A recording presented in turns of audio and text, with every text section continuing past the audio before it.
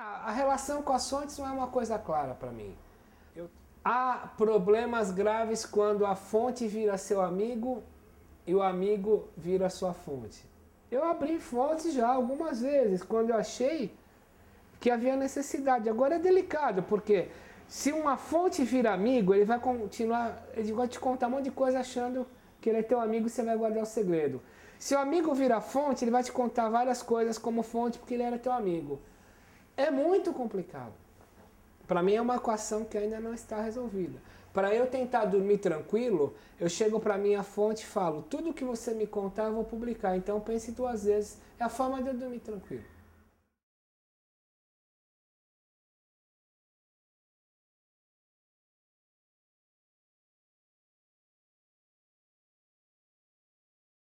Muito conflituosa.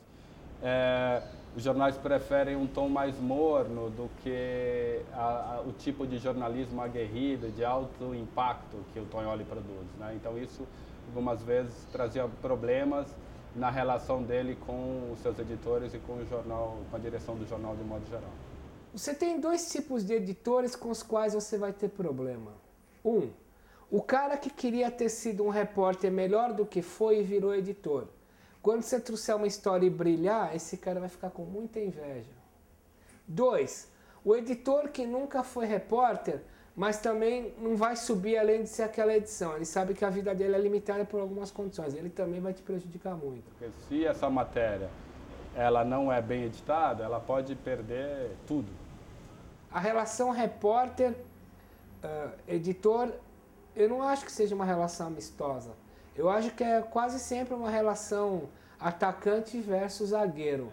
Muitas vezes ele trazia matérias muito impactantes, muito polêmicas, que os editores prefeririam que ele não trouxesse aquela matéria, porque aquela matéria dá um trabalho para ele editar aquilo. Muitas vezes você tem conflitos bárbaros entre editores e repórteres, porque essa profissão aqui, além de ter muita competição, é uma profissão de muita inveja.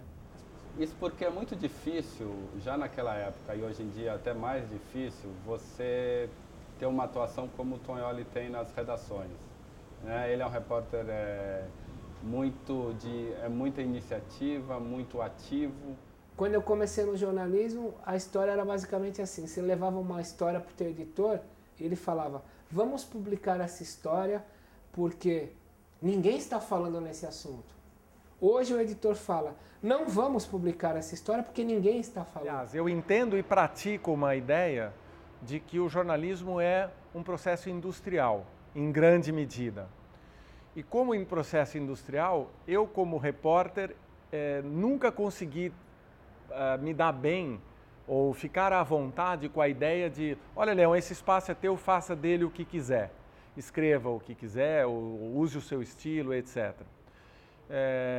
E como editor sempre entendi que eu também deveria pôr a mão em muitos textos dos repórteres que trabalhavam comigo. A função do editor ela acontece também na hora que o repórter vai a campo, né? Essa liberdade que você dá e essa autonomia relativa que você pode dar ao repórter, ela se traduz quase sempre no repórter, primeiro, ter mais gosto na produção das matérias, ele se sente mais autônomo, mais dono do seu trabalho, mais capaz de direcionar o trabalho que ele está fazendo, e se traduz também no resultado, porque ele mais animado, ele mais responsável pelo que ele está fazendo, ele certamente acaba se dedicando mais e levando mais a sério a reportagem que ele está fazendo. Eu, digamos assim, eu meti a mão no texto do Tognoli ou de outros repórteres, mas, ao mesmo tempo,